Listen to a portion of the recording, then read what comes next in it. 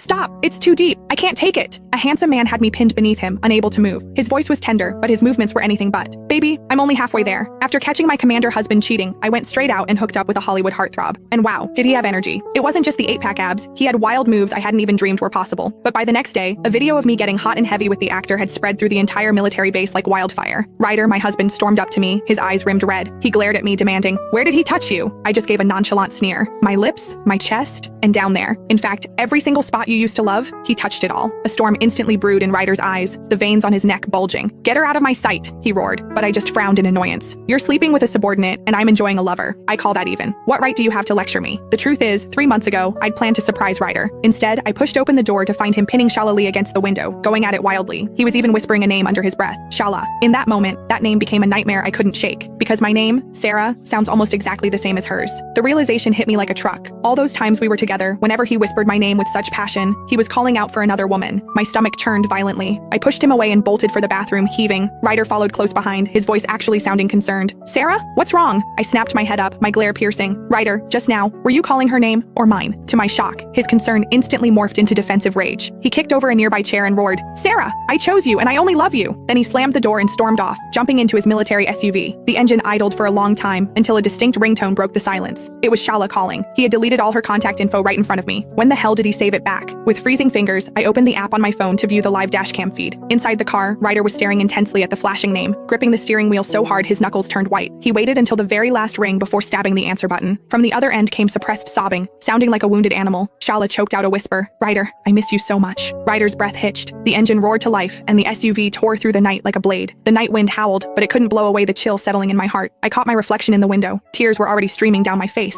The car soon pulled up outside an officer's apartment complex. Rustling sounds came through the dashcam audio, followed by Shala's whimpering moan. "It hurts." And the husband who swore he loved me replied, his voice so raspy it was barely recognizable. "Take it. Even if it hurts, take it." What followed was a night filled with heavy breathing and frantic kissing. It sounded so desperate, so primal. I stood by the window all night, listening to every second of it. Only when the first light of dawn broke did I move my stiff body to retrieve the divorce papers. I had forced him to sign a clause earlier. If he cheated again, all assets and property would automatically transfer to me. I deliberately signed my name and took the document straight to the legal assistant's office on base. The lawyer reviewed it and looked up. "Once filed, your marriage will be officially dissolved." I dragged myself home on shaky legs to find Ryder already waiting. Seeing me, he looked impatient. "Where the hell have you been? Stop using suicide threats to manipulate me," he snapped. "Is that all you know how to do? Torture me with these stunts?" I stared at him, my heart turning to ice. So, my near-death accident back then, in his eyes, it was just a ploy for attention. It didn't matter that I'd lost 15 pounds from the stress, or that I'd mentally collapsed to the point of nearly falling off a cliff. Seeing how pale I was, Ryder's tone softened slightly. He reached into the car and pulled out a box of strawberry pudding. "Here," he said, looking like he expected a medal. "It's your favorite. I drove halfway across the city just to get it for you." But looking at the packaging, I felt sick again.